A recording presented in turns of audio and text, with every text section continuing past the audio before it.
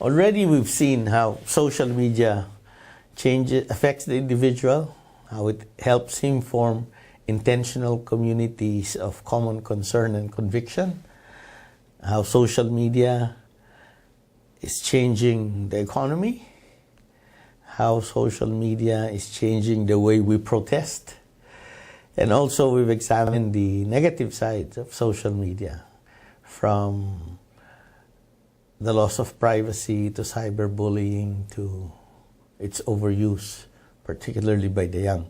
So now we're going to address the question that we asked at the beginning.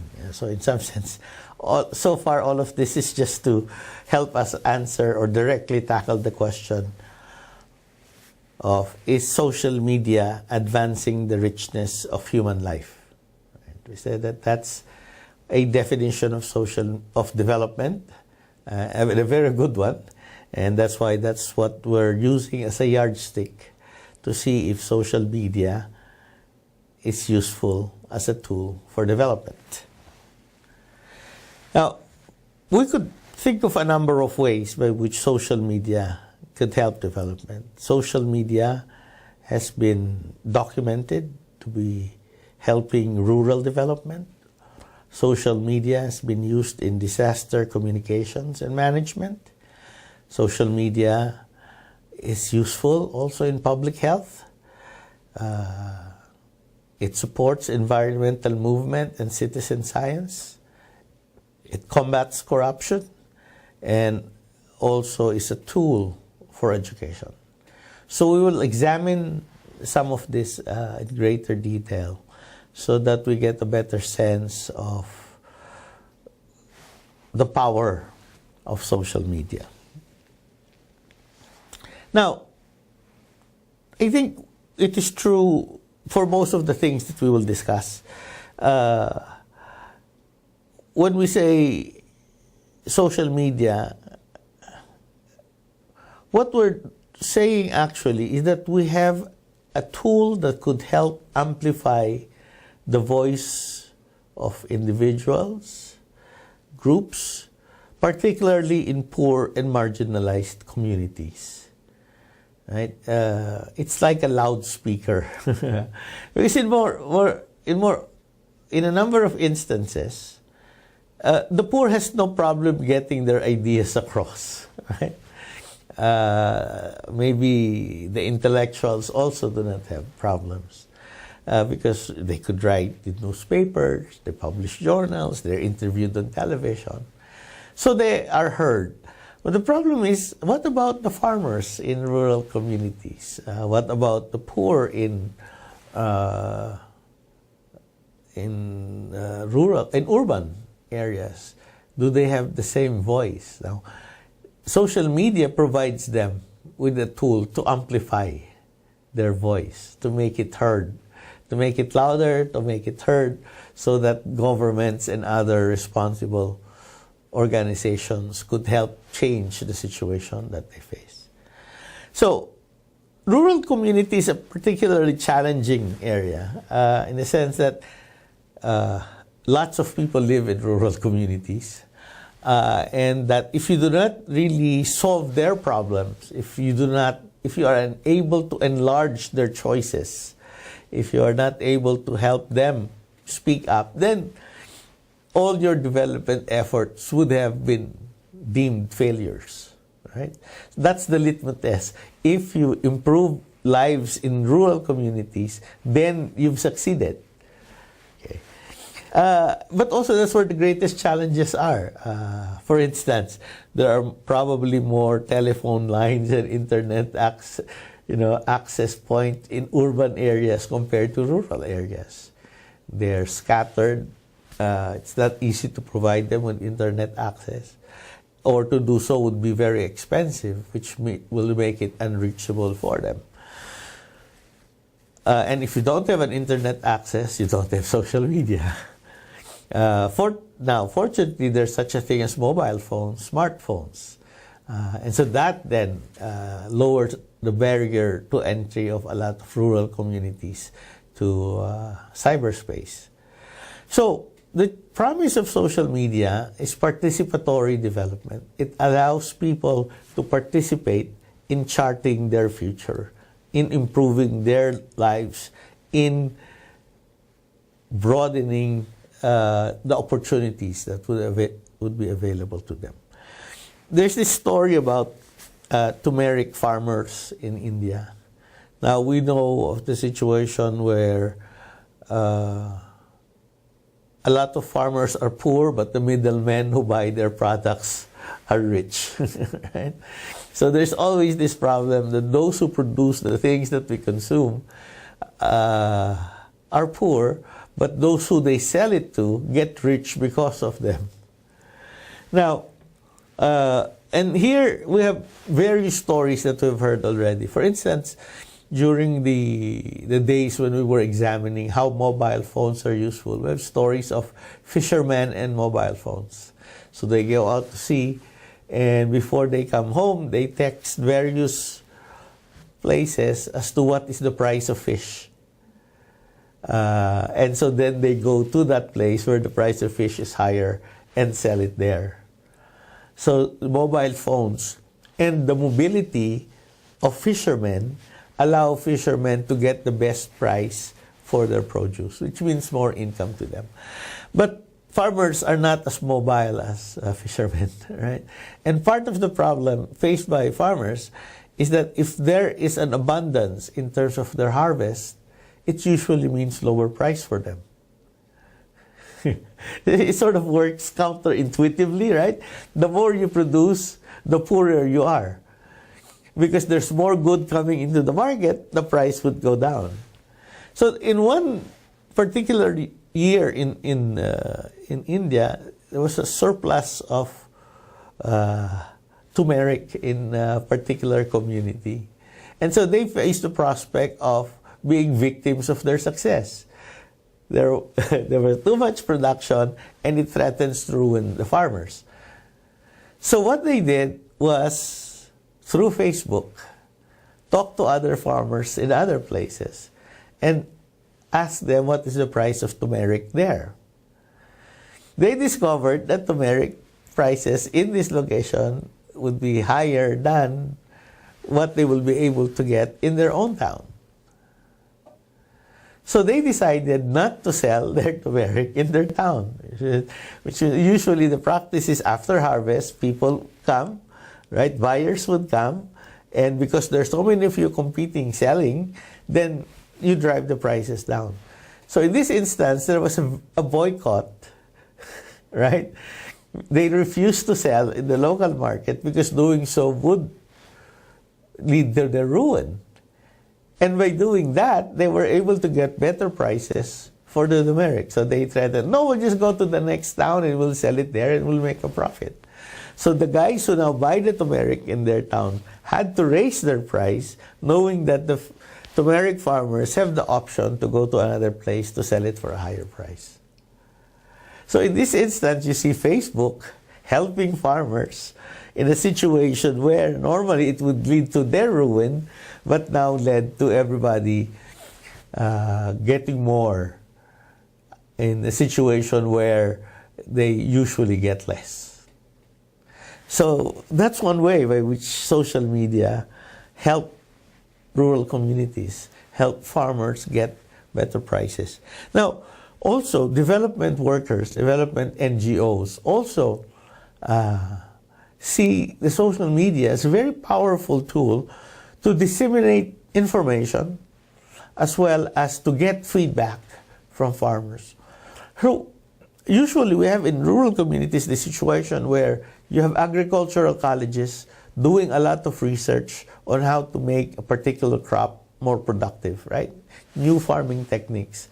But they stay in the libraries, right? They gather dust. They're not transferred to the farmer. Now, they believe that using social media is one way to get this information to farmers so that they could produce more, they could increase their incomes. One of those groups is called IFAD. And IFAD wrote in their an article on how they use social media. And according to IFAT, they said, we decided that using social media as a channel would enable us to interact with people in a dynamic way. Our decision was based on the fact that effective communications is not a one-way avenue, but rather it's about the dialogue and interaction.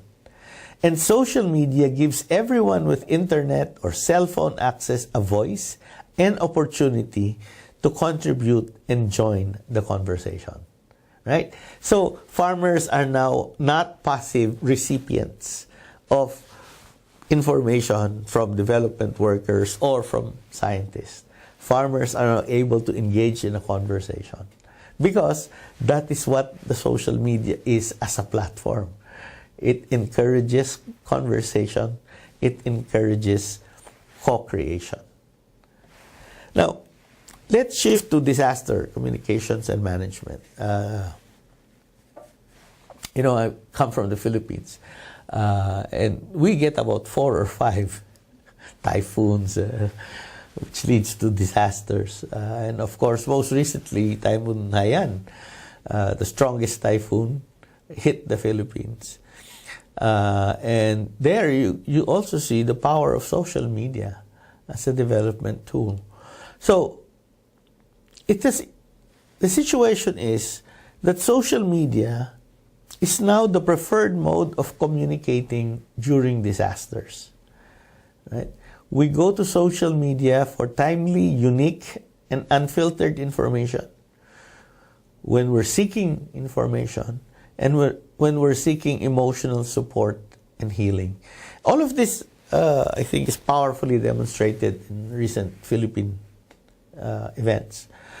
A lot of people got information about their relatives, the fate of their relatives, through Facebook. So I have a friend whose family is in Tacloban. And so I messaged her through FB, and I said, how are you? How your family? And she says, we're all right. And because they're in Metro Manila. I said, and we were worried about a family member, but we got news through Facebook that he's okay. Right? So that story was repeated numerous times about people saying they got information about their relatives in the disaster area through Facebook. Not through newspapers, not through telephone calls, but through Facebook. Also, a lot of people, again, in the recent few years ago, there was this massive flooding in Thailand, right? And the government was issuing contradictory information. The national government says one thing, the provincial government says another. So it's confusing the people. Like, who do I believe? Is it a problem? Is it not a problem? Is it manageable? Is it contained? So what people did was to start posting information on their own. And so people relied on information about the floods from other people who were living in Bangkok. And then they set up their own Facebook pages. They were sending out tweets as regular updates. And then, of course, emotional support and healing, which means during this time you need comfort. And usually comfort comes in terms of jokes, right? And this helps people cope. And this is something that we also see happening in social media during times of crisis. So it is now the preferred mode of information. It's the first place where people go to for information. Not television, not radio, not newspapers, social media. But social media's effect on disaster management goes beyond just being the go-to source for information. Social media is also changing the way we conduct disaster relief. The old paradigm of disaster relief and management was one to many, right? The broadcast mode. There's a crisis, a group of people come in, they bring relief, and they distribute it. And the victims of the disaster passively wait for the relief to come. Some of them even wait a few days longer than they should because the others have not heard that they have problems. Now, the new paradigm, because of social media, is many to many. So the victims of the disasters are not just passive recipients. They now actively help create the environment for relief and rehabilitation. So let's take an example. And that is Ushahidi, Haiti. Right? Now, Ushahidi was developed in Africa as a crisis mapping tool. So crisis maps are just like your regular maps, but instead what you highlight are where the crisis situations, the events are. So you get in a map pictures of where there are people stranded or where people were hurt, right? So Ushahidi was developed in a political context right after there was violence after the election, and what the people wanted to do was to track where incidents were happening, violent incidents were happening. So what they were doing was to text or to tweet or to post on the website where the events are. People were reporting the events. So they used this software then when there was this massive earthquake in Haiti in 2010. But instead of tracking political violence, they tracked then where the crises were, where the threats are, where the emergency situations are.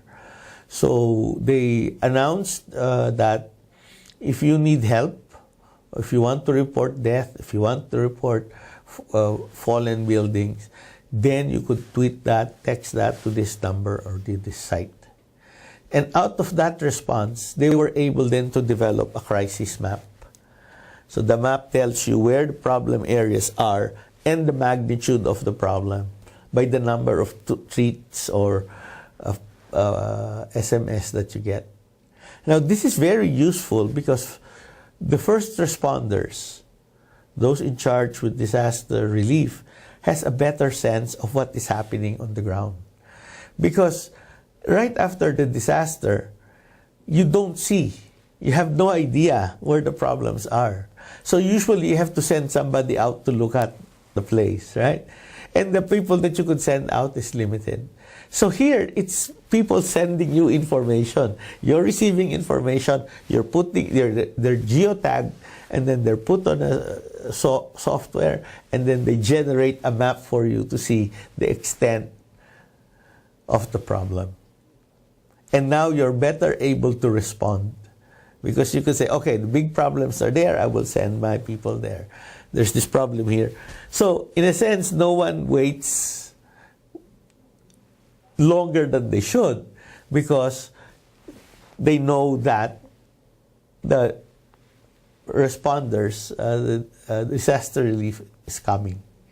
So they actually did a post-disaster report on what Ushahidi, Haiti did. Oh, one interesting thing about Ushahidi, Haiti was that the servers were not in Haiti, but were in Boston in the United States. Because most of the infrastructure in Haiti was down, right? So, but they were able to tweet, they were able to send emails, they were able to send SMS. So all of this is sent to a server, and the server is located in the United States. And so people several thousand miles away were able to provide real-time information to people elsewhere. So, all right, so what did Ushahidi, Haiti accomplish? Number one, it addressed key information gaps in the very early period of the response. This is usually the critical area, the critical period. In the critical first days and weeks post-quake before the UN and other large organizations were operational. Two, it provided situational awareness and critical early information with a relatively high degree of geographic precision. No, it's not, it must be 2 or 3 kilometers away. Now you know exactly where it is. And that's because of geotagging. It provided situational information for smaller NGOs that did not have a field presence in Haiti. NGOs could look at the map, the crisis map, and because the crisis map not only tells you where the situation, the threats, problems are, it also tells you where the responders have been already. Okay? So you'll say, okay, this place, there's been no responder yet, I will go there.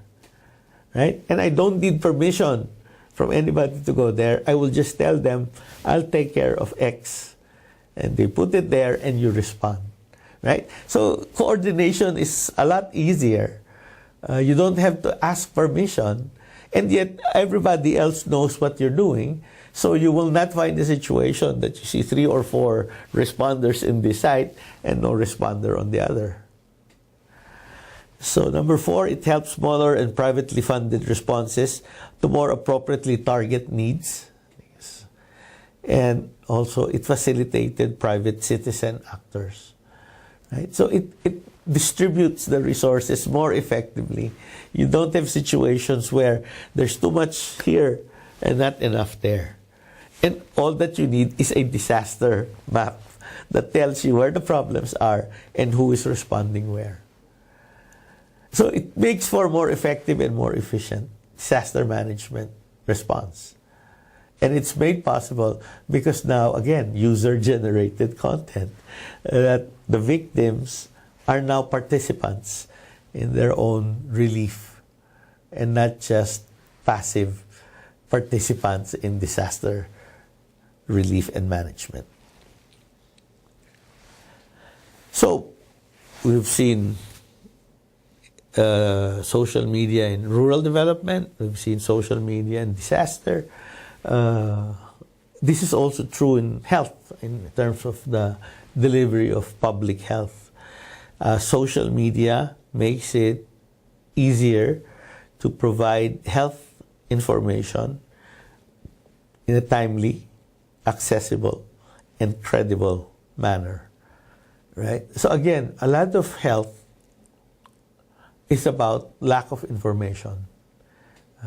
So they don't know what to do, and so it's very critical that they get information when they need the information. Now, one of the interesting things that they're doing in terms of health is with HIV, working with spreading information about HIV at risk populations. Again, obviously, you want everybody to know about the dangers of HIV and how it's acquired, etc., etc. But you want to be able to target also to specific groups of people who are more vulnerable than others. So in Jamaica, they discovered that the most vulnerable groups, the most at-risk population, are sex workers and gay men. Now, it turns out they have one thing in common. They both use social media extensively, right? So if you want to reach the sex workers and gay men in Jamaica, you go to social media. You don't use radio, you don't use television, you use social media. So here it's really effective, targeted information to the most at-risk sector of your population. So that's, again, the power of social media, that you're able to tailor and target information to the at-risk population. The other thing also, again, is social media works in situations, in rural situations, where it's very difficult for the population to go to the hospital, right? The hospital is 3 days away by... if you walk, right? Or the hospital is on the other side of the river in the next town. So, it's very costly to go there and to be told, oh, this is what you have to do, right? So, a lot of the information, health information, can be pushed out to people. They don't have to go to hospitals to get that information. And again, mobile phones is seen as one of the most effective ways by which you could push out information to marginal and rural communities. So social media is not the cure itself, right? Social media is the platform that allows you to provide the information that will help improve health situation in rural areas or among at-risk populations. So how can social media help protect the environment? And this is a big issue right now, right? Climate change and all of that. And here, again, there is evidence that suggests that the power of social media is that it enables collective action. It facilitates collective action. So it helps environmental groups who are protesting or asking for certain things, like you stop whaling, or you stop the destruction of forests, and you stop polluting the environment or the water. And there are a number of groups who are dedicated to those causes. And again, they need their voices amplified. And social media helps that. Now, what is interesting also is that it allows global actions to happen, which means it can easily coordinate action across countries all over the world. There's this one group called 350.org. And in 2009, they staged 5,200 environmental protest rallies in 181 countries. Right?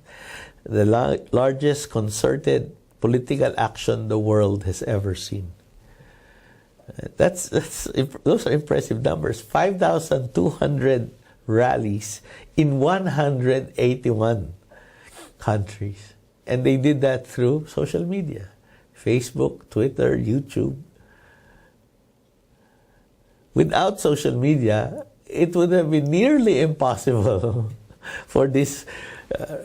So it not only allows you to gather people in one place, it allows you to gather people across different countries, all in the name of the same cause.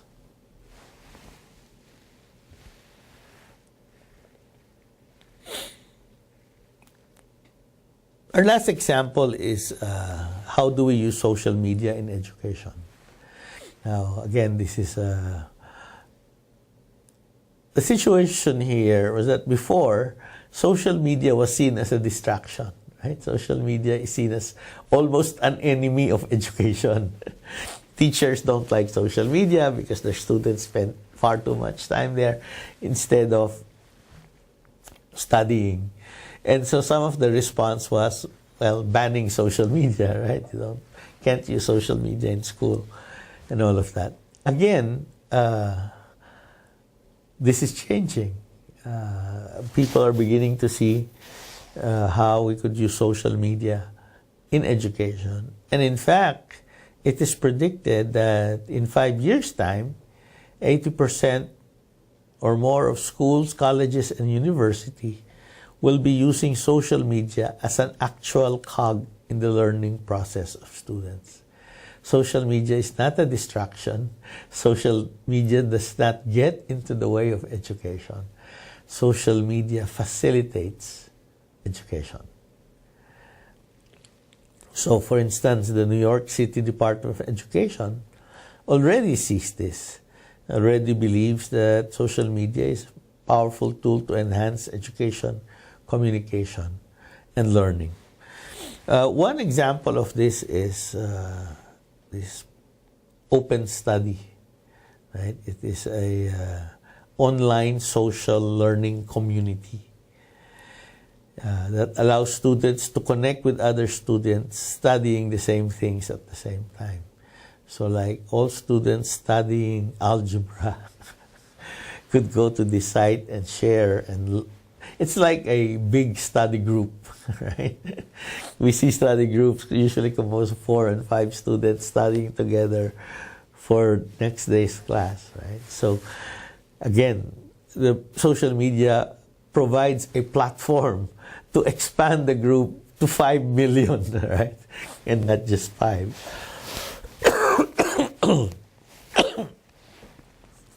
Is to make the world one large study group.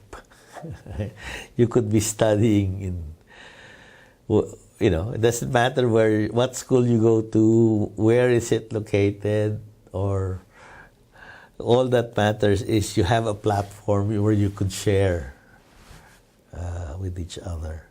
So the key features of social media is that it allows users to know who is online, to ask questions. Well, that's what study groups are for, right? I mean, I don't understand this. Can somebody give me an answer to this question? Join discussions, study together, thank a user for help, and chat with other users in real time. So you leverage the platform to get more people into the discussion because you get a richer, a better experience, with more minds looking at the same problem.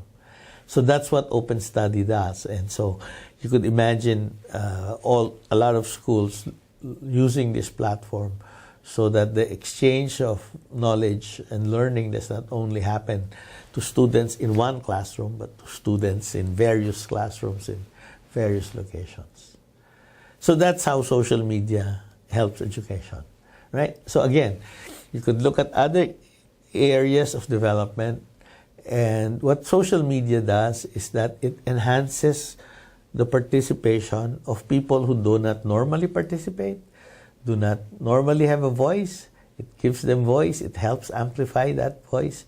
So you get a much richer discussion. You get a much better solutions to the problems